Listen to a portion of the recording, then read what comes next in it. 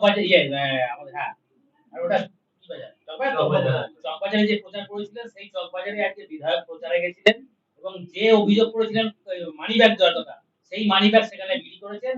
এটা কি মনে করছেন ড্যামেজ কন্ট্রোলে নেমেছে? দেখুন, চকবাজারে যেভাবে গিয়ে মানুষের মানি ব্যাগ বিলি করা, এটা আমাদের নির্বাচনী প্রচার লঙ্ঘন করছেন উনি। এনারা শুনছেন না। এদের জন্য আমি আপনাদের মাধ্যমে নির্বাচন কমিশনকে অনুরোধ করব, বিষয়টা ভালো করে দেখুন এবং মানি ব্যাগ বিলি করা এর ভেতরে কি আছে সেটাও তো আমরা জানি না। মানুষকে বিলি করছে, যেভাবে টাকা দিয়ে মানি ব্যাগ বিলি করার এরা পন্থা নিয়েছে, এটাকে বন্ধ করতে হবে। তিনি বলেছেন যে গতকালই যে আমরা এই নির্বাচনী বিধি মেনে এটা বিলি করছি, নির্বাচন কমিশনের অনুমতি নেই। দেখুন, নির্বাচন কমিশন কোনো মানি ব্যাগ বিলি করতে দেয় না। নির্বাচন কমিশন কোনো মানি ব্যাগ বিলি করতে দেয় না, এটা আমরা জানি। কোনো রকমের এই ধরনের জিনিস বিলি করতে দেয় না। এটা নির্বাচন বিরোধী কাজ করছে। উনি আরেকটা কথা বলেছেন যে যেহেতু আজকে ওনার নাকি একটা শিডিউল প্রোগ্রাম ছিল, যেহেতু আপনি সেটা জানতে পেরেছেন আজকে ওনার শিডিউল প্রোগ্রাম ছিল চকবাজার যাওয়ার কথা, সেই জন্য আপনি তড়িঘড়ি আগের দিন কালকে ওই বাজারে প্রচার করেছেন এবং সব জায়গাতেই তিনি যাওয়ার আগের দিন আপনি সেখানে চলে যান। ভেরি গুড, মানে খুব ভালো কথা সেটা। মানে ওনার দলের থেকেই ওনার প্রোগ্রাম তার মানে বাইরে আসছে, তাহলে উনি স্বীকার করুক, ওনার আশেপাশের লোকজন সব দিয়ে দিচ্ছে খবর, তাই হচ্ছে, সেই জন্য আমাদের কাছে এসছে। এটাই বলবো, নিজেদের দলের কোনো কন্ট্রোল নেই। সম্পূর্ণ বাতিল করলো আজ হাইকোর্ট। যারা যারা চাকরি পেয়েছিলেন 4 সপ্তাহের মধ্যে তাদেরকে 2% ইন্টারেস্ট সমেত পুরো টাকা ফেরত দিতে হবে। এইভাবে তৃণমূল সরকার যে জালিয়াতিটা করেছে, আজকে যাদের কাছ থেকে টাকা নিয়ে চাকরি দিয়েছিল তাদের চাকরি গেল এবং সেই টাকাগুলো তারা আর ফেরত পাবে না। তারা টাকার বিনিময়ে চাকরি দিয়েছিল, তাদেরও ক্যারিয়ারটাকে বরবাদ করলো। আর যারা আজকে চাকরি পায়নি, যারা রাস্তায় বসে আছে চোখের জল ফেলছে, আজকে তাদেরকেও বরবাদ করে, যাদের চাকরি পাওয়ার কথা ছিল।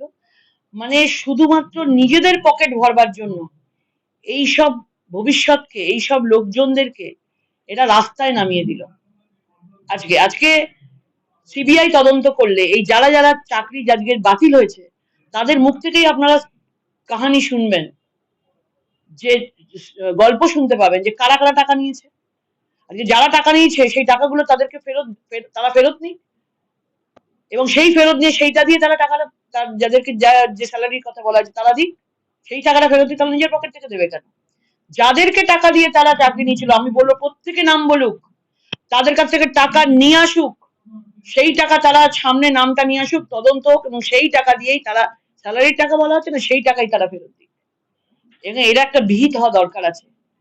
যে লোকগুলোকে ইউজ করে আজকে টাকা এর পকেটে ভরেছে, আজকে সেই লোকগুলো তো বুঝতে পারেনি যে আজকাল আদালতে হতে পারে কোর্টের রায়, তখন আমাদের পথে বসতে হবে। তারা সোজা পথে আসতে পারতো, কিন্তু তাদেরকে বাঁকা পথে নেওয়া হয়েছে, ঘোরতর অন্যায় হয়েছে।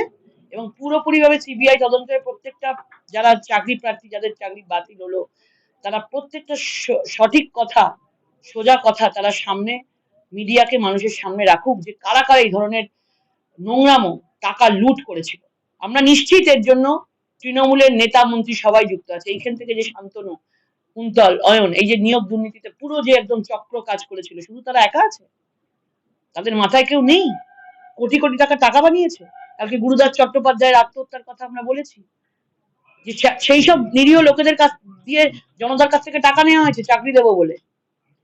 এবার তারা যখন টাকাটা ফেরত চেয়েছে, তখন ওপর থেকে টাকাটা দিতে চাইনি বলেই তাদেরকে মাঝখান থেকে তাদের আত্মহত্যা করতে, বিষ খেয়ে আত্মহত্যা করতে বাধ্য করা হয়েছিল। তাহলে ওপরের লোকেদের কিন্তু কিচ্ছু হলো না, তারা বহাল তবিতে আছে, টাকা পকেটে পুরে নিয়েছে, বাড়ি গাড়ি সম্পত্তি করে নিয়েছে, নিজের লোকেরা চাকরি চলে গেল। তাহলে কাদের সবচেয়ে বেশি ক্ষতি হলো? মানুষের সবচেয়ে বেশি ক্ষতি হলো। আমরা পুরোপুরি ভাবে এর বিচার চাই। আমরা চাই যে সঠিক তদন্ত হয়ে আসল বড় বড় রাঘব বোয়ালগুলো বেরিয়ে আসে।